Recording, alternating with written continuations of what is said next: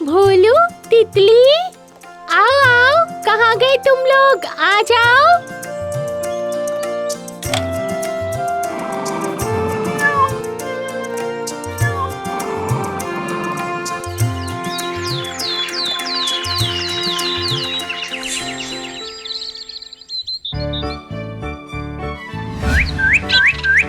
ये देखिए पापा, दो बच्चे।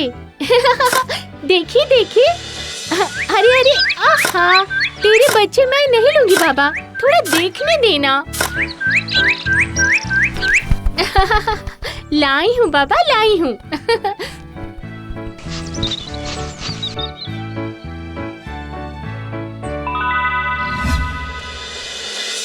महाराज, एक विदेशी आए हैं, वो आपसे मिलना चाहते हैं। ठीक है, तो बुला लीजिए उन्हें। प्रणाम महाराज, मैं एक विदेशी यात्री हूँ। मेरा नाम नित्यानंद है। मैं दुनिया घूमने के लिए निकला हूँ।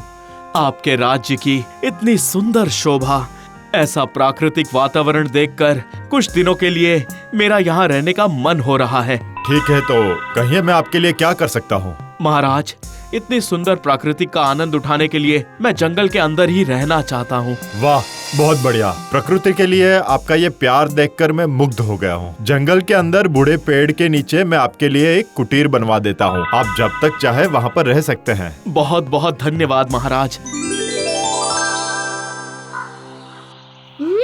ऐसा है क्या? अच्छा। क्यों बेटा, क्या कर रही हो? पता है पापा, ये मखमली सेब का पेड़ बोल रहा है कुछ दिनों बाद ही इसमें फल लगने वाले हैं और इसकी जड़ें ना तालाब तक पहुंच चुकी है। इसे पानी लेने में और कोई तकलीफ नहीं होती है। अच्छा बेटा, तू सच में पेड़ की बातें सुन पाती है? सुन पाती हूँ। आप कान लगाइए, आप भी सुन पाएंगे।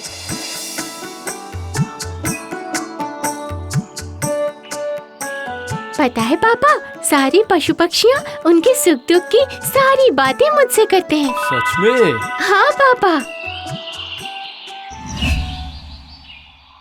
तो ये है इस जंगल का सबसे बड़ा और बूढ़ा बरगद का पेड़। यहाँ दिन में भी रोशनी नहीं है और रात को तो वाह वाह वाह, क्या बात है। कुछ कहा क्या आपने? नहीं नहीं, कुछ भी नहीं। आप अपना काम कीजिए मंत्री महोदय। प्रहरी, खाने और पानी का इंतजाम हो गया ना? जाइए, आप अंदर जाके खाना खा लीजिए। बाहर का बाकी काम हम संभाल लेंगे।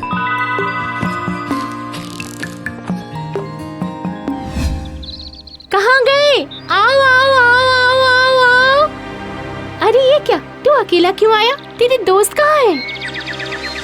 मिल नहीं रहे, इसका क्या मतलब है? क्या कल रात से? अजीब बात है, आज तो चिड़िया भी बहुत कम है। बता, आखिर बात क्या है? इस जंगल में तो काफी सारे पशु पक्षियां हैं। इस अमावस के समय ही मौका मिलता है। मुझे इसके बाद तो फिर से छिप जाना पड़ेगा गुप्त गुफा में। यात्री नित्यानंद। महाराज की आवाज। आ जाइए महाराज, अंदर आ जाइए।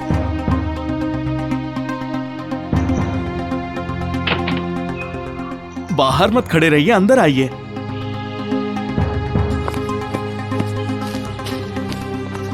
मैं तो ये देखने आया था कि आपको कोई तकलीफ तो नहीं है ना? नहीं महाराज, आपकी देखभाल और मेहमान नवाजी से मैं बहुत खुश हूँ, सच में। बहुत बढ़िया, बहुत बढ़िया।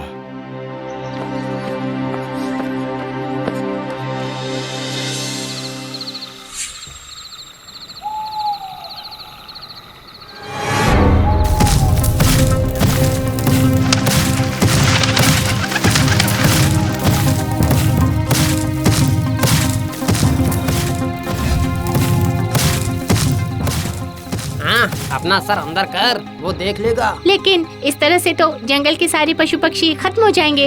हाय हाय, पता नहीं क्या होगा। मीठी को ये बात बतानी पड़ेगी। लेकिन मीठी तो इतने घने जंगल में आती नहीं है। कल सुबह जब राक्षस सो जाएगा तब हमें पेड़ों को बताना पड़ेगा। ठीक है, ठीक है।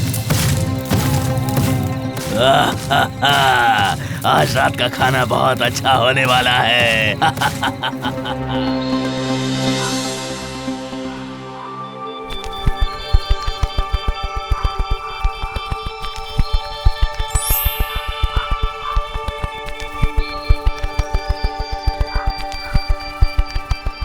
पता है पापा, आज ना मेरे 2 शालिक पक्षी नहीं आए थे। शायद उड़कर कहीं चले गए होंगे।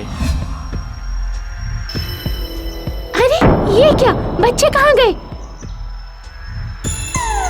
क्या क्या कह रहे हो पेड़? हाँ, राक्षस? कहाँ? जंगल में? पापा, सारे पेड़ कह रहे हैं कि जंगल में एक विदेशी राक्षस आया है, महाराज लेकर आए हैं उसे। ये क्या अनाप शनाप बोल रही हो बेटा? ये सच है पापा, वो राक्षस रात को बाहर निकलकर सारे पशु पक्षियों को खा रहा है। मैं महाराज के पास जाऊंगी, मुझे महाराज के पास ले चलिए। महाराज तुम्हारी बातों का यकीन क्यों करेंगे? यकीन करना ही होगा पापा, वरना जंगल के सारे पशु पक्षी खत्म हो जाएंगे। मैं जा रही हूँ। अरे सुनो सुनो। अरे रुक जाओ, क्या बात है बेटा, क्या चाहिए तुम्हें? महाराज प्रणाम लीजिएगा, मेरा नाम मीठी है। महाराज, आपने जिस विदेशी को जंगल में आश्रय दिया है, दरअसल वो इंसान नहीं, राक्षस है। हाँ, ये लड़की क्या बोल रही है?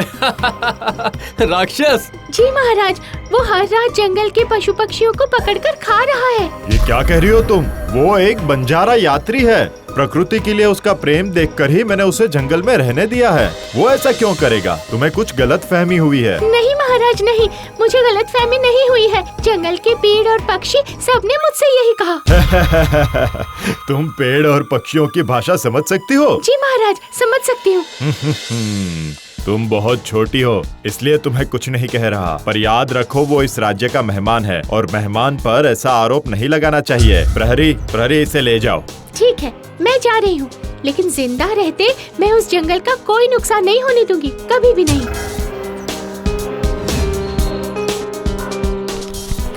कहाँ है वो कुटीर? चलो मैं तुम्हें ले चलता हूँ। वो रहा, वो देखो, अभी वो सो रहा है, रात होते ही जग जाएगा।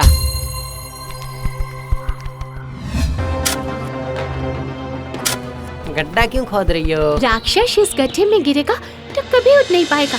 तुम सब जाओ, पत्ते इकट्ठे करो, इस गड्ढे को ढक कर रखना पड़ेगा, समझ गए? हाँ जाता हूँ। चलो सब चलो, पत्ते इकट्ठे करने होंगे हमें।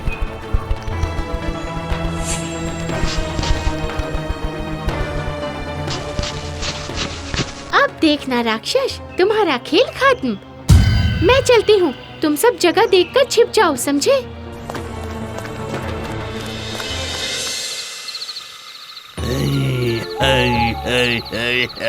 बस कुछ रात की बात और है, उसके बाद मैं ये जंगल छोड़कर चला जाऊंगा।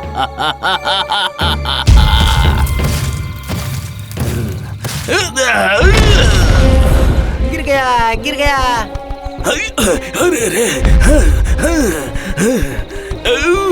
यहाँ पर तो एक बड़ा गड्ढा था, पहले तो देखा ही नहीं कभी। चलो कोई बात नहीं। अरे सारी कोशिशें नाकाम हो गई। अरे राक्षस तो पकड़ा नहीं गया, अब क्या होगा? बूढ़े पेड़, तुम तो बहुत कुछ जानते हो, बोलो ना पेड़।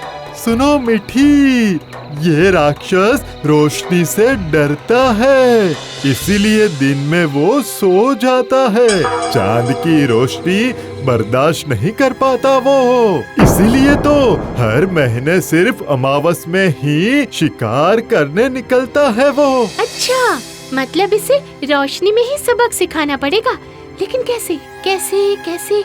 हाँ, मिल गया।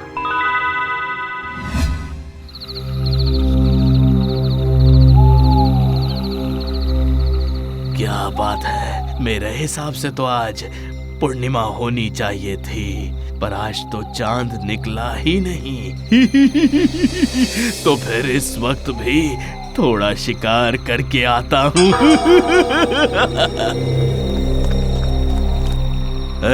कौन है रे तू?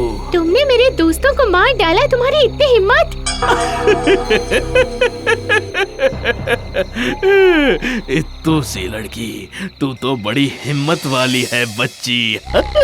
तू मुझे धमकाएगी? हाँ, अभी बताता हूँ। सारे पेड़ सुन लो, जल्दी हटा लो तुम्हारे सारे डाली और पत्ते। ये क्या क्या क्या क्या क्या क्या क्या हो रहा है मेरे साथ? इतनी रोशनी कहाँ से आ गई? इतनी रोशनी कैसे आ गई?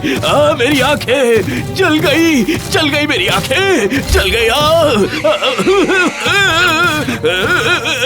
मेरी आंखें जल गई। कहाँ से इतनी तेज रोशनी आ गई? मुझे बचाओ, कोई बचाओ, बचा लो, मुझे बचा लो, मुझे कोई बचाता क्यों नहीं? अरे ये आवाज कैसी? कौन चिल्ला रहा है इतनी जोर से? जंगल के अंदर जाने से ही पता चलेगा महाराज। इतनी रात को मीठी जंगल में क्यों आई है? मुझे इस रोशनी से कोई बचा लो, रोशनी हटाओ, मुझे बचाओ।